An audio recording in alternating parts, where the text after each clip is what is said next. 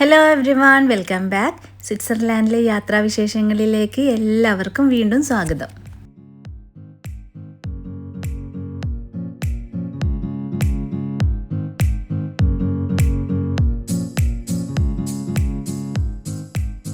നമ്മളിപ്പോൾ ഫ്രാഗ്മെൻറ്റെഗിലാണ് ഉള്ളത്. ഇനി ആ കാണുന്ന കേബിൾ കാർ എടുക്കണം മൗണ്ട് പിലാറ്റസിലേക്ക് പോകാനായിട്ട്.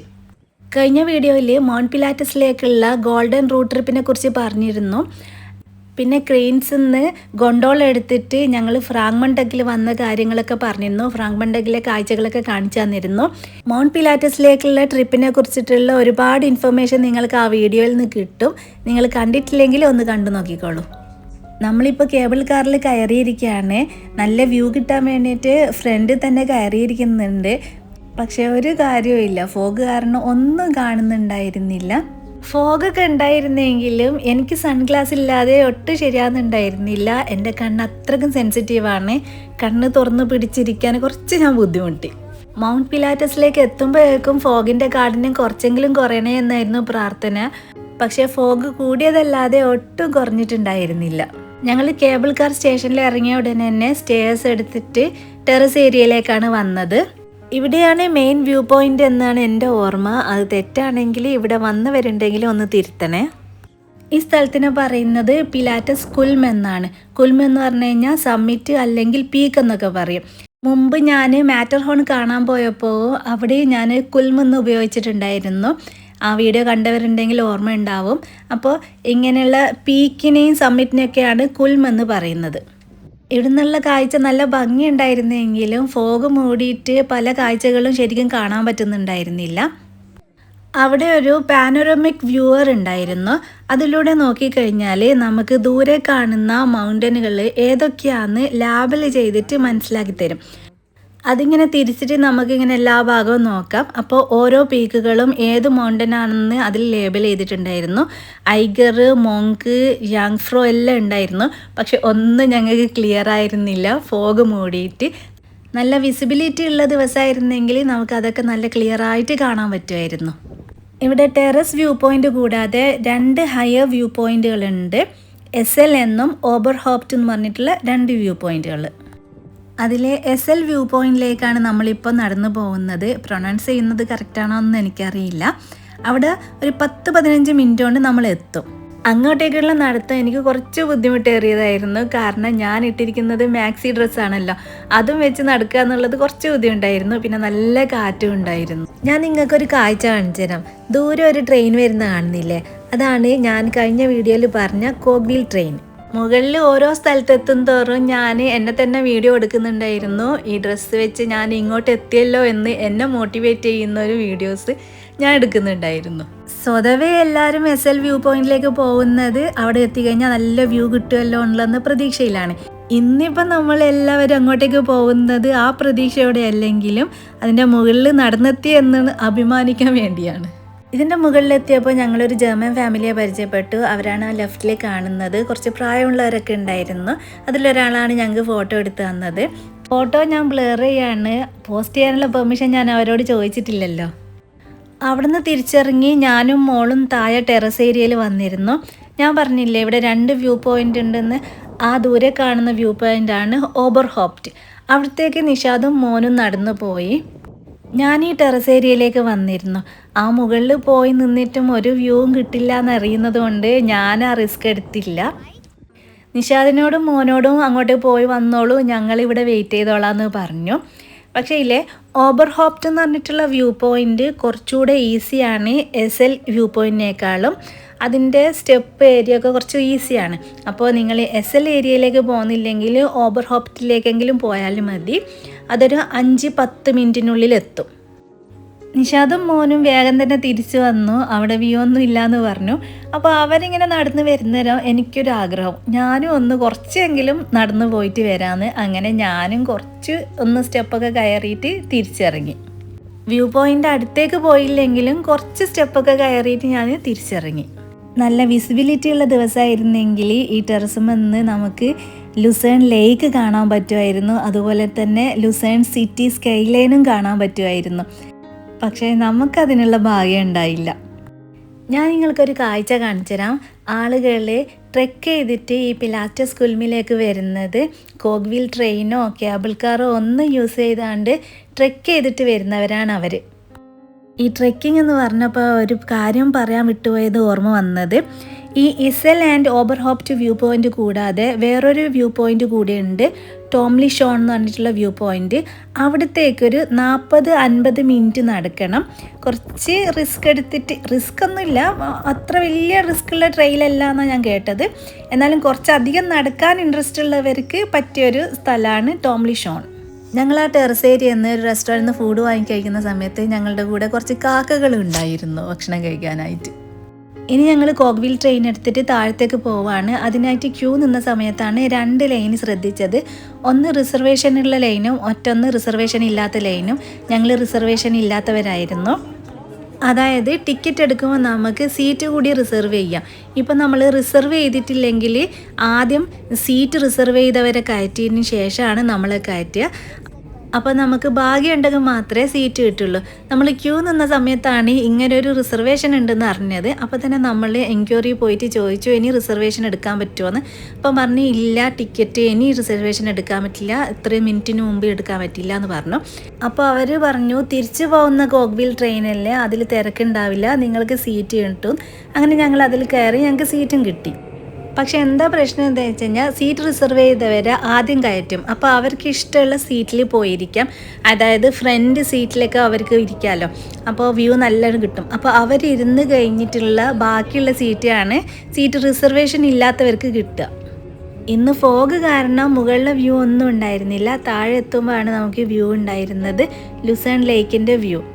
നമ്മൾ മുന്നിലായിരുന്നെങ്കിൽ ലുസേൺ ലേക്കിൻ്റെ വ്യൂ, ഓപ്പൺ വ്യൂ നല്ല ഭംഗിയിൽ കിട്ടുമായിരുന്നു. നമ്മളിപ്പോൾ പിന്നിലായതുകൊണ്ട് ഇതൊക്കെ വെച്ച് നമുക്ക് അഡ്ജസ്റ്റ് ചെയ്യാം. ഈ കോഗ്വിൽ ട്രെയിന് ആൽപ്നാസ്റ്റാഡ് എന്ന് പറഞ്ഞിട്ടുള്ള സ്റ്റേഷനിലാണ് ഇറങ്ങുക. കഴിഞ്ഞ വീഡിയോയിൽ ഇതിനെ പറ്റിയിട്ടൊക്കെ ഞാൻ നല്ല വ്യക്തമായിട്ട് പറഞ്ഞിട്ടുണ്ട്. അപ്പോൾ ആൽപ്നാസ്റ്റാഡ് സ്റ്റേഷനിൽ നിന്ന് നമ്മൾ നടന്നിട്ട് ഇനി ക്രൂയിസ് എടുക്കാനായിട്ട് പോവണം. ഇതിൻ്റെ ഓപ്പോസിറ്റായിട്ട് തന്നെയാണ് ക്രൂയിസ് സ്റ്റേഷൻ ഉള്ളതെന്ന് ഞങ്ങൾക്ക് മനസ്സിലാക്കാൻ പറ്റിയത്. അങ്ങനെ ഞങ്ങൾ നടന്നിട്ട് ക്രൂയിസ് എടുക്കാനായിട്ട് റോഡ് ക്രോസ് ചെയ്തിട്ട് നടന്നു. നമുക്ക് സ്വിസ് പാസ് ഉള്ളതുകൊണ്ട് ക്രൂയിസിന് പ്രത്യേകിച്ച് ടിക്കറ്റ് എടുക്കേണ്ട ആവശ്യമില്ല.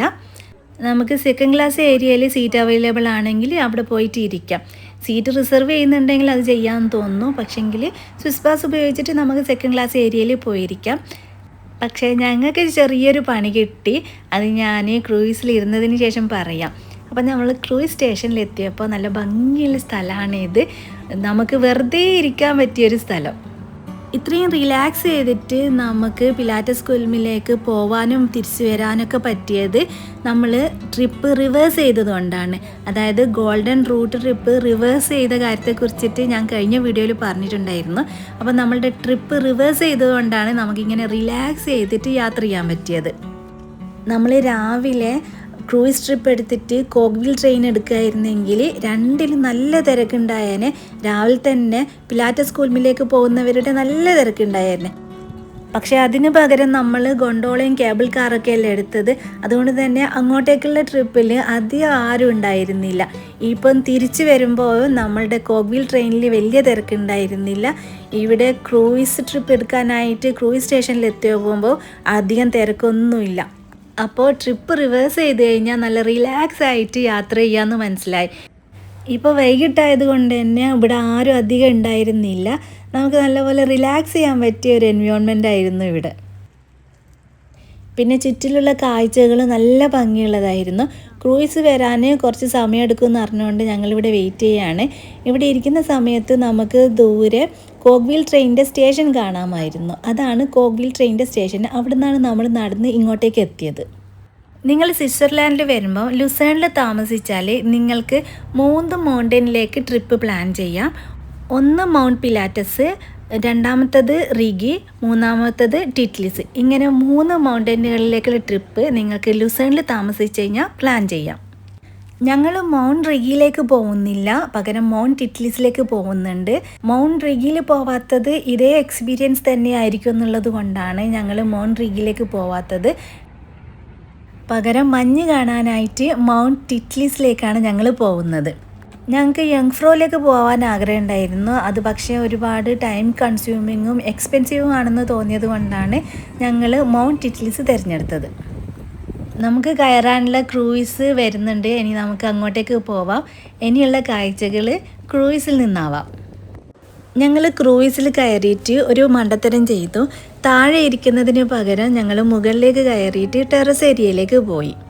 മുകളിലെത്തിയപ്പോൾ ക്ലോസ്ഡ് ഏരിയയിൽ ഫസ്റ്റ് ക്ലാസ് എന്ന് എഴുതിയിട്ടുണ്ടായിരുന്നു. അപ്പം ഞങ്ങൾ വിചാരിച്ചു ഈ ഏരിയ മാത്രമായിരിക്കും ഫസ്റ്റ് ക്ലാസ്, ഇപ്പോൾ പുറമേ കാണുന്നത് ഫസ്റ്റ് ക്ലാസ് ആയിരിക്കില്ല എന്ന് വിചാരിച്ചിട്ട് ഞങ്ങൾ പുറത്ത് പോയിട്ട് ഇരുന്നു. ബോട്ട് സ്റ്റാർട്ട് ചെയ്ത് കുറച്ച് കഴിഞ്ഞപ്പോൾ ടിക്കറ്റ് ചെക്കർ വന്നിട്ട് ഞങ്ങളുടെ ടിക്കറ്റ് ചെക്ക് ചെയ്ത് നോക്കുമ്പോൾ ഞങ്ങളുടെ അടുത്ത് സ്വിസ് പാസ് ആണുള്ളത്. അപ്പോൾ ആൾ പറഞ്ഞു ഇത് ഫസ്റ്റ് ക്ലാസ് ആണ്, ഫസ്റ്റ് ക്ലാസ്സിന് വേറെ ടിക്കറ്റ് എടുക്കണം, സ്വിസ് പാസ് കൊണ്ട് ഫസ്റ്റ് ക്ലാസ്സിൽ കയറാൻ പറ്റില്ല. അപ്പോഴാണ് ഞങ്ങൾ അറിയുന്നത് ആ ഏരിയയും ഫസ്റ്റ് ക്ലാസ് ആണെന്ന്. അപ്പോൾ ആൾ ഞങ്ങളോട് ചോദിച്ചു, നിങ്ങൾ ഫസ്റ്റ് ക്ലാസ്സിൻ്റെ ടിക്കറ്റ് എടുക്കുന്നു അല്ലെങ്കിൽ നിങ്ങൾക്ക് താഴെ സെക്കൻഡ് ക്ലാസ്സിൽ പോയിരിക്കാമെന്ന് പറഞ്ഞു. അപ്പോൾ ഞങ്ങൾ പറഞ്ഞു വേണ്ട, ഞങ്ങൾ ഫസ്റ്റ് ക്ലാസ്സിൻ്റെ ടിക്കറ്റ് എടുത്തോളാം എന്ന് പറഞ്ഞിട്ട് ഞങ്ങൾ പേയ്മെൻറ്റ് ചെയ്തു. അപ്പം നമ്മൾ ഫസ്റ്റ് ക്ലാസ്സിൽ ഇരിക്കാനുള്ള സീറ്റ് പേയ്മെൻറ്റ് മാത്രം ചെയ്താൽ മതി. നമ്മളിപ്പോൾ ഫസ്റ്റ് ക്ലാസ് ഇരുന്നത് കൊണ്ട് ഫൈൻ അടിച്ചു തരിക അങ്ങനെയുള്ള ഒരു സമ്പ്രദായമൊന്നുമില്ല ഇവിടെ. ജസ്റ്റ് ഫസ്റ്റ് ക്ലാസ് സീറ്റിനുള്ള പേയ്മെൻറ്റ് ചെയ്താൽ മതി. പിന്നെ ക്രൂസിൽ ഫസ്റ്റ് ക്ലാസ് ആയതുകൊണ്ട് ഒരു വേറെ പ്രത്യേകത ഒന്നുമില്ല, ഇതിൻ്റെ മുകളിൽ നിന്ന് നല്ല വ്യൂ കിട്ടും എന്ന് മാത്രം. വേറെ ഒരു പ്രിവിലേജും ഇവിടെ ഇല്ല കേട്ടോ. നല്ല ഭംഗിയുള്ള കാഴ്ചകളായിരുന്നു. ഇത്രയും നാളും നമ്മൾ സ്വിറ്റ്സർലാൻഡിലെ കാഴ്ചകളൊക്കെ കണ്ടിരുന്നത് ട്രെയിനിലൂടെയും ബസ്സിലൂടെയൊക്കെ ആയിരുന്നല്ലോ. ഇന്നിപ്പോൾ നമ്മൾ ബോട്ടിലൂടെ കാഴ്ചകൾ കാണുകയാണ്. അപ്പോൾ അതൊരു വേറൊരു എക്സ്പീരിയൻസ് ആയിരുന്നു. ഞാൻ ഒരുപാട് വീഡിയോസൊക്കെ എടുത്തു കൂട്ടിയിട്ടുണ്ടായിരുന്നു. അതേപോലെ തന്നെ മൗണ്ട് പിലാറ്റസിന്നും ഞാൻ ഒരുപാട് വീഡിയോസ് എടുത്തിട്ടുണ്ടായിരുന്നു. എല്ലാ വീഡിയോയും കമ്പൈൻ ചെയ്ത് ഞാൻ ഇന്ന് ഇടുകയായിരുന്നെങ്കിൽ എൻ്റെ ഇന്നത്തെ വീഡിയോയുടെ ലെങ്ത്ത് പറഞ്ഞറിയിക്കാൻ പറ്റാത്ത ലെങ്ത് ആയേനെ. പക്ഷെ ഞാൻ ഒരുപാട് കട്ട് ചെയ്തിട്ടാണ് ഞാൻ ഇന്നത്തെ വീഡിയോ ഉണ്ടാക്കിയത്. ഞാനിന്ന് ലിസണിന്ന് മൗണ്ട് റിഗിയിലേക്ക് പോകുന്ന റൂട്ട് പറഞ്ഞുതരാം. മൗണ്ട് റിഗീസിൽ ഞങ്ങൾ എന്തായാലും പോകുന്നത് കൊണ്ട് ആ സമയത്ത് അതിൻ്റെ കാര്യങ്ങളൊക്കെ പറഞ്ഞുതരാം. മൗണ്ട് റിഗിയിൽ പോവാത്തത് കൊണ്ട് ഞാൻ അതിനെക്കുറിച്ചിട്ടുള്ള ഡീറ്റെയിൽ ഇന്ന് പറഞ്ഞു തരാം. മൗണ്ട് റിഗിയിലേക്ക് പോകാനായിട്ട് ലുസേണിന്ന് ബോട്ട് എടുത്തിട്ട് വിറ്റ്സ്നാവ് എന്ന് പറഞ്ഞിട്ടുള്ള സ്ഥലത്ത് എത്തണം. അവിടുന്ന് റിഗി കുൽമിലേക്ക് പോവാം. കോഗ്വീൽ ട്രെയിനാണ് അവിടെ നിന്ന് എടുക്കേണ്ടത്. 40 മിനിറ്റാണ് വിറ്റ്സ്നാവെന്ന് റിഗി കുൽമിലേക്ക് എടുക്കുന്ന സമയം.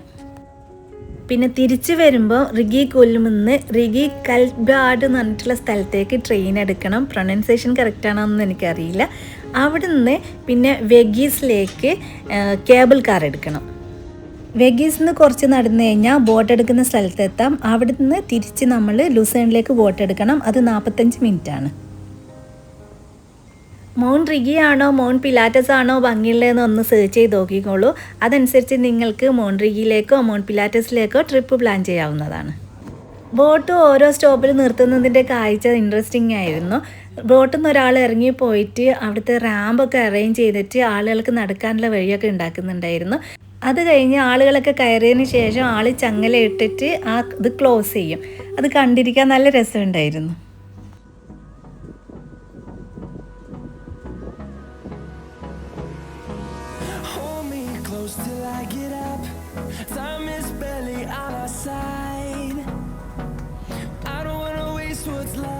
ഞങ്ങൾ ലുസേണിലെത്തിയാൽ നേരെ ഹോട്ടലിലേക്ക് പോകും. അവിടുന്ന് ഫ്രഷ് ആയിട്ട് വീണ്ടും തിരിച്ച് ലുസേണിലേക്ക് വരും. അതെന്തിനാന്ന് വെച്ച് കഴിഞ്ഞാൽ ഞങ്ങളുടെ ഫ്രണ്ട് ആൻഡ് ഫാമിലി വരുന്നുണ്ട് ലുസേണിലേക്ക്. അവരിപ്പം സുരിക്കിലാണുള്ളത്. അവർ ഖത്തറിന്ന് വന്നതാണ്. പാരീസ് പോയിട്ട് പാരീസിൽ നിന്ന് സുരിക്കിൽ വന്നിരിക്കുകയാണ് അവർ. ഇനി അവർ ഞങ്ങളുടെ കൂടെ ലുസേണിൽ ജോയിൻ ചെയ്യും. അപ്പോൾ ഇനിയുള്ള വീഡിയോയിൽ അവർ ഞങ്ങളുടെ കൂടെ ഉണ്ടാവും. നമ്മളിപ്പോൾ ലുസേൺ പോർട്ടിലെത്തി. പോർട്ടിൽ ഇറങ്ങി നോക്കുമ്പോൾ അവിടെ എന്തോ പ്രോഗ്രാമൊക്കെ നടക്കുന്നുണ്ടായിരുന്നു. അത് കുറച്ച് നേരം നോക്കിയിരുന്നു. ആ കാഴ്ചകളൊക്കെ അടുത്ത വീഡിയോയിൽ വരുന്നതാണ്. പിന്നെ ഗ്രിൻഡൽവാൾഡിൽ പോയ വിശേഷങ്ങളൊക്കെ ആയിട്ട് അടുത്ത വീഡിയോയിൽ വരുന്നതാണ്. അപ്പോൾ പുതിയ വിശേഷവുമായി പുതിയ വീഡിയോയിൽ കാണാം. അതുവരേക്കും എല്ലാവർക്കും ബൈ.